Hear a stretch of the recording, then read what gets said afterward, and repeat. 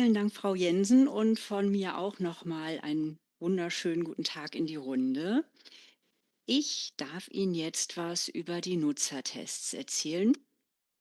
Und wir werden im Anschluss an meinen Vortrag auch kurz Zeit für Verständnisfragen haben. Und dann gibt es auch die erste Pause für Sie schon mal als Ausblick.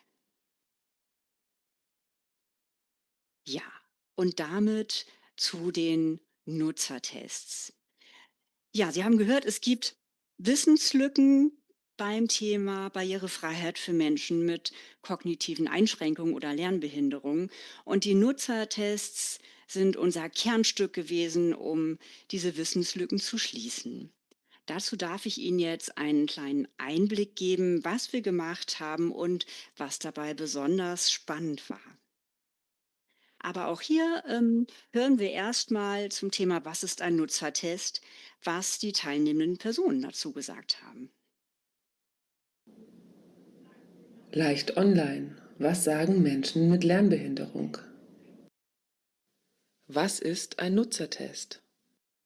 Die Internetseite an und überlegt, was man verbessern kann, wenn sie unverständlich in leichter Sprache ist.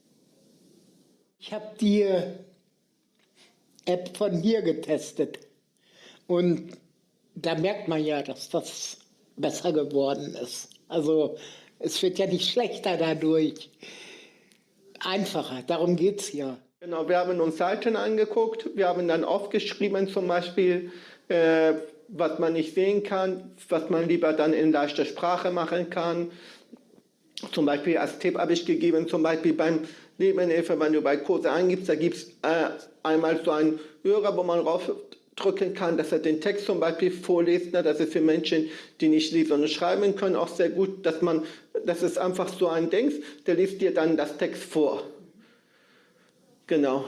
Und dann leichte Sprache war dann eben halt als schwere Sprache auf der Seite so mit Bildern ausgeschildert. Der Nutzertest bedeutet, dass man sich testet. Man testet einfach, wie das funktioniert, ob das wirklich schnell ist, ob das zu langsam ist, ob das zu schwierig ist, ob das zu leicht ist.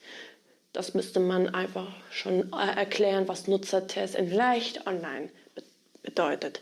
Dafür ist leicht online da. Ja, damit ist eigentlich alles gesagt. Falls Sie noch nie selbst an einem Nutzertest teilnehmen durften, wissen Sie jetzt schon mal ein bisschen, was da passiert. Man probiert eben alles.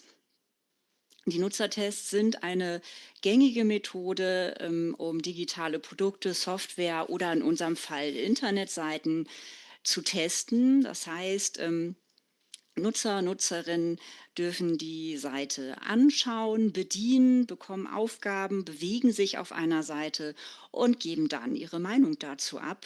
Und nebenbei wird halt geschaut, ob man sehen kann, klappt das alles gut oder gibt es vielleicht Stellen, wo irgendwas nicht funktioniert. Das Ziel dieser Nutzertests ist immer, die Benutzerfreundlichkeit zu verbessern. Und wenn wir jetzt von Benutzerfreundlichkeit sprechen, ist die Frage, warum sind denn die Tests mit Menschen mit Behinderung eigentlich wichtig? Naja, weil die Benutzerfreundlichkeit für sie in erster Linie Barrierefreiheit bedeutet. Wenn die Seite nicht zugänglich ist, wenn Sie die Grundfunktion wie die Navigation zum Beispiel nicht verstehen oder bedienen können, dann brauchen wir von Benutzerfreundlichkeit nicht sprechen. So weit kommen wir gar nicht. Und das ist der Grund, warum man eben mit Menschen mit Behinderungen und mit verschiedenen Formen von Behinderungen Seiten auch testen muss. Denn nur sie können anzeigen, was für sie spezifische Barrieren sind, und sie können zeigen oder testen, ob Lösungsmöglichkeiten funktionieren oder eben noch nicht.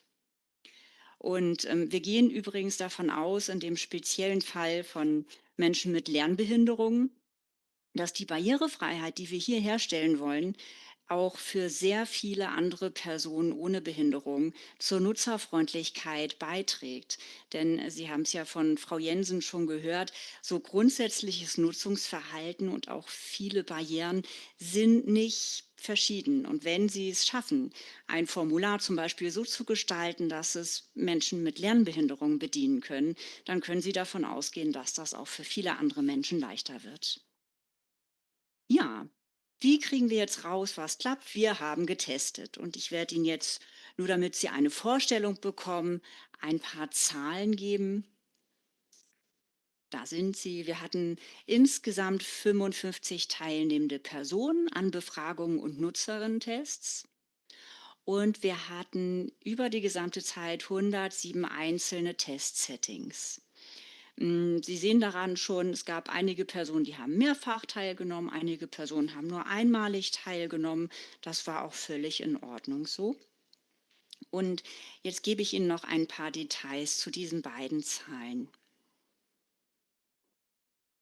Einmal zu den Personen, die bei uns waren und getestet haben. Wir schauen einmal an, welches Geschlecht war vertreten. Sie sehen hier die Aufteilung, 35 männliche Personen, 20 weibliche Personen. Wir haben tatsächlich versucht, gezielt mehr Frauen in die Testung reinzubekommen, aber wir haben einfach nicht mehr gefunden. Und dann habe ich noch das Alter herausgesucht, ist vielleicht auch ganz interessant mal zu sehen. Der graue Balken am Ende, da sind 8 Personen, wo wir es nicht genau wissen. Und ansonsten sehen Sie aber eine, ja, typische Altersverteilung, würde ich sagen, für digitale Themen. Ähm, Die meisten Personen waren unter 20, beziehungsweise genauso viel vertreten 20 bis 29 Jahre. Dann haben wir noch die 30 bis 40-Jährigen. Das sind ein paar Personen weniger, aber auch immerhin noch 10. Und mit zunehmendem Alter sinken die Teilnehmerzahlen, weil es erstens nicht leicht ist, Personen zu finden. Und in unserer speziellen Situation ist es auch so, dass Menschen mit Lern- und geistiger Behinderung grundsätzlich noch später digitalisiert wurden als der Rest der Bevölkerung. Das heißt, mit zunehmendem Alter ist da einfach weniger Erfahrung auch mit Geräten und Internet. Aber immerhin haben wir auch noch 5 Personen von 40 bis 49 Jahren und 3 Personen 50 bis 59, sogar eine Person über 60 Jahren. Ja, jetzt haben Sie einen ganz kleinen Ausschnitt dazu, welche Menschen eigentlich bei uns waren zum Testen. Und es gab ja noch die andere Zahl, 107 einzelne Testsettings. Dazu möchte ich Ihnen auch noch etwas Genaueres sagen. Ähm, Die Testsettings, die sind durch unseren gesamten Projektzeitraum gelaufen und wir haben verschiedene Formate von Tests durchgeführt. Mm, Sie sehen hier 48 Tests, also ein Großteil, das ist der große blaue Ausschnitt. Das war eigentlich der Vorlauf zu den eigentlichen Nutzertests. Das heißt, es ist die erste Projektzeit, wo wir Pre-Tests gemacht haben, Befragungen gemacht haben, um erstmal herauszufinden, was machen die Menschen überhaupt im Internet, um auch gute Testthemen und Gegenstände zu suchen. Wir haben ein Rekrutierungsprofil erarbeitet, um zu schauen, welche Eigenschaften sollten die Menschen haben, die zum Test kommen oder wie kann man sie denn einordnen und haben dieses Profil in einer Field Study auch nochmal überprüft. Das heißt, da sind schon viele Tests und Befragungen passiert. Dann haben wir einen rosanen Bereich. Wir hatten eine kleine Projekterweiterung, die nicht direkt mit Internetseiten zu tun hatte, sondern mit Filmen. Wir haben gehört, YouTube ist hoch im Kurs. Die Frage, wie werden Filme bewertet und verstanden? Dazu haben wir 30 Tests durchgeführt, um das zu prüfen. Und der Teil, mit dem wir uns jetzt gleich beschäftigen, das sind die eigentlichen Nutzertests an einem Prototypen, den Sie auch noch sehen werden. Das waren 29 einzelne Testsettings. Und über diese 29 werde ich Ihnen jetzt detaillierter erzählen, wie war der Ablauf und was haben wir da an Methoden eigentlich herausgefunden und selbst die ganze Zeit dazugelernt. Das ist der typische Ablauf eines Nutzertests. Wir brauchen einen Prototyp, sonst können wir nichts testen. Wir brauchen Menschen, müssen also Testpersonen suchen, natürlich sehr viel organisieren und dann erst kommt es zum eigentlichen Nutzertest und danach haben wir Ergebnisse und müssen sie analysieren. Und nach so einem Durchlauf geht das Ganze dann von vorne los, denn dann haben wir Erkenntnisse gewonnen, die wir natürlich dann wieder in den Prototyp einfließen lassen, um zu schauen, okay, diese Lösung hat nicht geklappt, aber wir haben andere Tipps bekommen oder selbst was gesehen. Dann wird der Prototyp angepasst und der ganze Lauf geht von vorne los, um zu testen, ob die neue Lösung funktioniert. Und diese Schritte gehen wir jetzt zusammen einmal durch. Wichtig beim Prototyp. Der Prototyp wurde nicht von uns selbst erstellt, sondern von einem IT-Dienstleister, der auch Erfahrung mit Nutzertests hat. Die hat er dann auch hauptsächlich durchgeführt. Und für diesen Prototyp mussten wir erstmal überlegen, welche Elemente wollen wir denn prüfen? Wo wollen wir schauen, ist es eine Barriere, haben wir eine Lösung? Typische Sachen waren eben Formulare oder leichte Sprache, wie wechsle ich zwischen den Sprachformaten, wie funktioniert ein Link und so weiter. Es gibt sehr, sehr viele Elemente und dann kommt auch gleich die Einschränkung. Für den Prototyp dürfen es nicht zu viele Elemente auf einmal sein, denn das überfordert die Testperson und am Ende, wenn zu viel getestet wird, kann man auch gar nicht mehr klar sehen, warum etwas vielleicht nicht funktioniert hat, wo jetzt genau die Barriere war.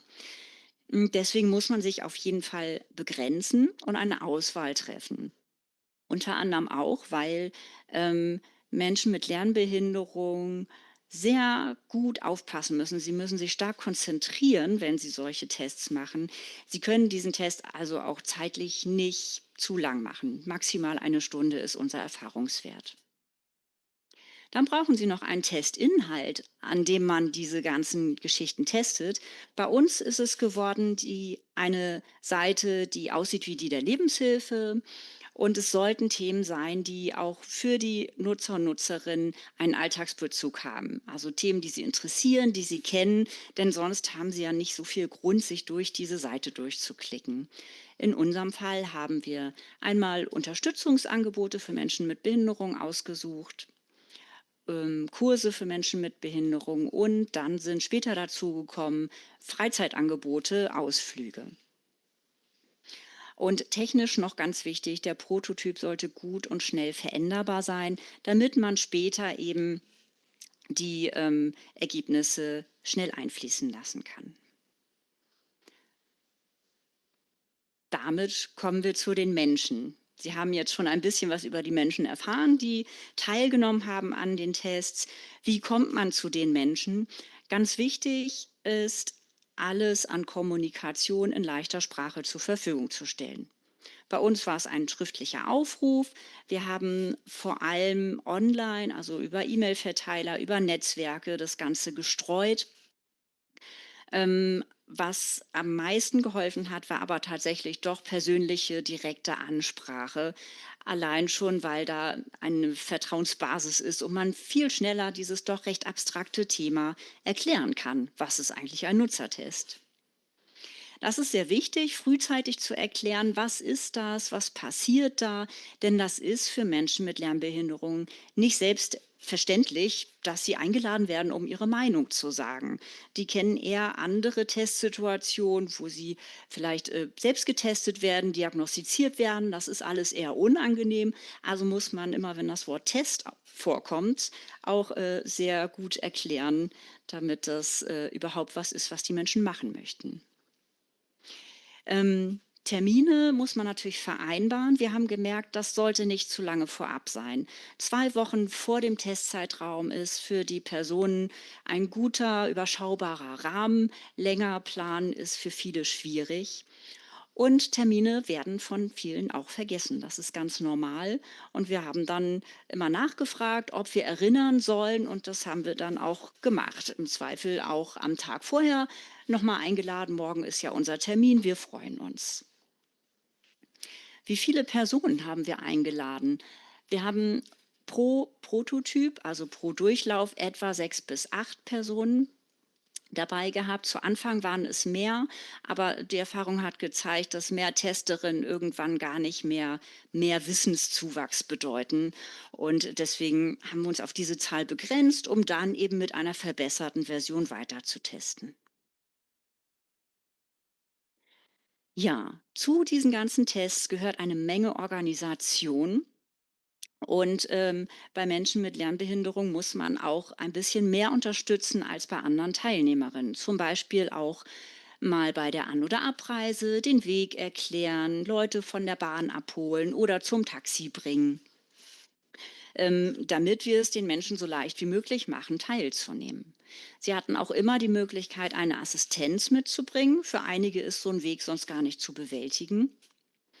Auch hier wurde immer wieder und wiederholt über das Projekt aufgeklärt und was da eigentlich passiert.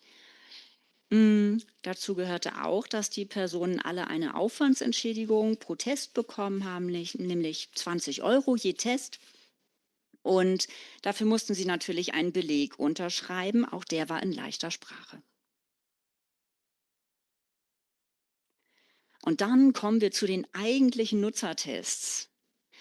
Die haben meistens bei uns in der Geschäftsstelle stattgefunden. Es gab Ausnahmen, dass wir mal bei einem Treffpunkt waren oder in einer Wohngruppe, aber die meisten Tests waren doch hier in der Geschäftsstelle. Und dafür brauchten wir 3 Räume. Einmal den Empfangsraum, da hat eine Kollegin den ganzen Papierkram mit den Leuten erstmal vorab gemacht, damit das schon erledigt war und sie auch den Kopf frei hatten für die Tests. Dann gab es den eigentlichen Durchführungsraum. Da sind die Testpersonen als nächstes hingegangen und wir haben zusammen den Test gemacht. Dort saß außerdem der IT-Dienstleister, der ja, hauptsächlich das Interview, also die Befragung durchgeführt hat und durch den Prototyp mit den Personen gegangen ist. Er hat es in leichter Sprache versucht, aber das ist nun war auch für ihn sehr neu. Das heißt, von uns war auch immer eine Person dabei, um zu unterstützen bei der Kommunikation. Und da wir viele Personen persönlich kennen, waren wir auch schon, naja, so eine Art Vertrauensvorschuss im Raum, würde ich sagen.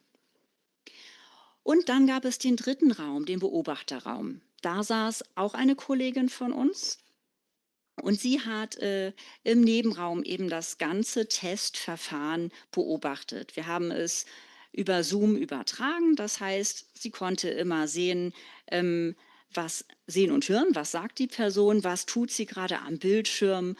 Und das Ganze wurde auch aufgezeichnet zu internen Zwecken, damit wir nachträglich noch mal reinschauen können. Die Kollegin hat dann eben auch schon Ergebnisse dokumentiert.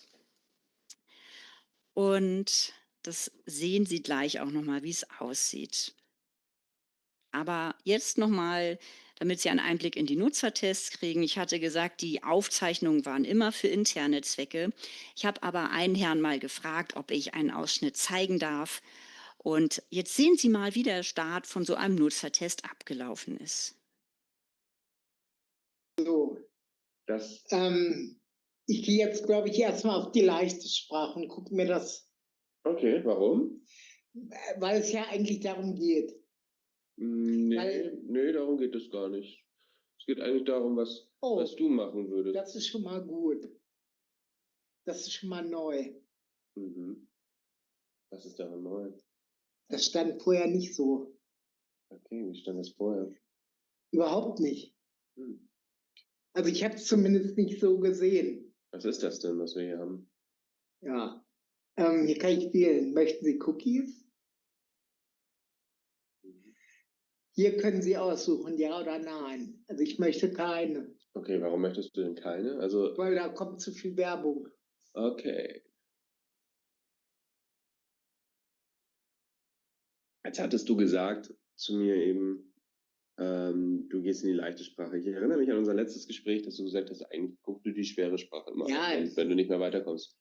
Kommst du zurück zur schweren Sprache jetzt? Würde ich.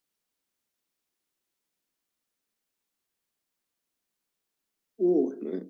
nee. Hm. Kannst du den Vorwärtspfeil nochmal benutzen? Siehst du noch eine andere Möglichkeit, zur schweren Sprache zurückzukommen? Ich würde hier vielleicht gucken. Wo? Hier unten. Sorry, ich sehe es nicht. Du kannst mit dem Finger. Hier suchen. Mhm. Aber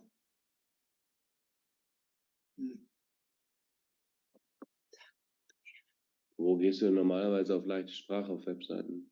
hier steht doch da. Ah, okay. Schwierig. Hat dich das jetzt überrascht, dass es da steht? Ja, Okay. ich weiß nicht mehr. Also ich habe im Moment viel im Kopf. Ich wüsste es jetzt nicht mehr, muss ich ehrlich sagen. Ich habe es nur zufällig auf die rechte oder linke Seite geguckt.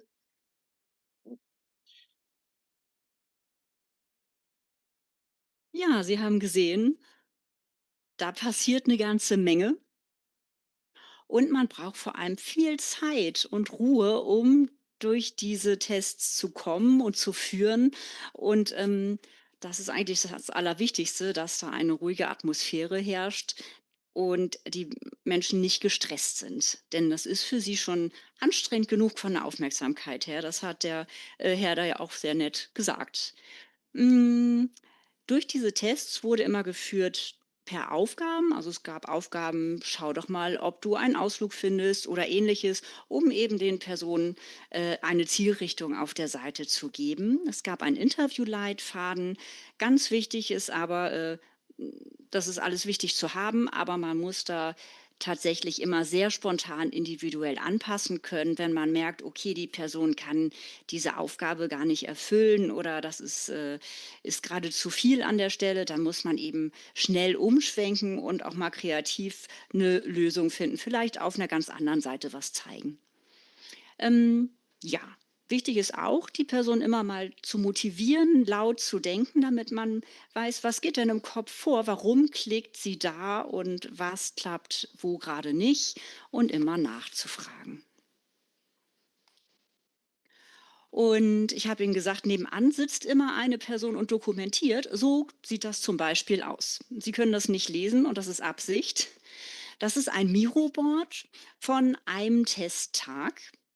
Sie sehen verschiedene Zeilen. Jede Zeile ist eine Testperson quasi, ein Testdurchlauf. Und Sie sehen verschiedene Spalten. Jede Spalte ist ein Element oder eine Fragestellung, die wir abprüfen wollten. Und darin verteilt sind ganz viele bunte Sticker, die haben Bedeutung. Grüne Sticker bedeuten, da hat schon was ganz gut geklappt. Rote Sticker erschließt sich von selbst, oh, Barriere funktioniert noch nicht.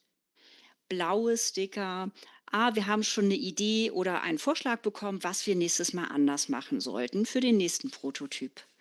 Und gelb war für allgemeine Anmerkungen. Und da haben wir dann auch immer gleich kleine Notizen gemacht, damit wir genau wissen, worum es an der Stelle ging. So sah das aus, das haben wir uns danach angeschaut, ja, zusammen ausgewertet, geguckt, wo können wir was besser machen und neu lösen und dann eben den Prototyp überarbeitet. Und das kennen Sie schon, dann ging das Ganze von vorne los. Ja, das war ein kurzer Einblick. Sie dürfen gleich auch ein paar Verständnisfragen stellen. Ich kann Ihnen vorab schon sagen, zu dem Thema kann man sehr viel mehr sagen. Im Projektbericht werden Sie eingehendere Informationen dazu finden. Der Projektbericht und unsere Ergebnisse werden am 2. Oktober veröffentlicht. Da erfahren Sie es ganz genau. Und wir haben auch zwischendurch immer mal wieder Veranstaltungen, offene Veranstaltungen zu speziellen Themen. Das sind unsere Leicht-Online-Werkstattgespräche. Und auch da haben wir eins zum Thema Nutzertests mit Menschen mit Lernbehinderung, wo wir noch mal ausführlicher auch uns austauschen können. Der Termin ist am 12. November von 14 bis 15:30 Uhr. Ja, und jetzt geht es folgendermaßen weiter. Gleich ist eine kurze Pause. Danach sprechen wir über Ergebnisse. Und jetzt gucke ich mal Herrn Vogeler an. Ich glaube, wir haben noch kurz Zeit für ein paar Fragen. Ist das richtig? Ja, einen ganz kleinen Moment haben wir noch. Ja, Frau Zauner, Frau Jensen, vielen Dank. Bevor wir uns in die Pause verabschieden, wirklich noch mal einmal kurze, gibt es Verständnisfragen? Weil zur Diskussion haben wir nachher noch ein wenig Zeit. Deswegen würde ich jetzt einfach nur darum bitten, wenn es Verständnisfragen gibt, jetzt dann einmal sich zu melden, dass wir die kurz klären können. Und ansonsten können wir alle nach einer Stunde voller spannendem Input über das Warum und Wie einmal kurz durchatmen, einen Schluck Wasser zu uns nehmen oder neu auffüllen und dann geht es im zweiten Teil um die Ergebnisse und um die Präsentation des Prototyps. Also ich teaser Sie hier schon mal ein wenig an, damit Sie gleich begeistert wieder weiter dabei sein können.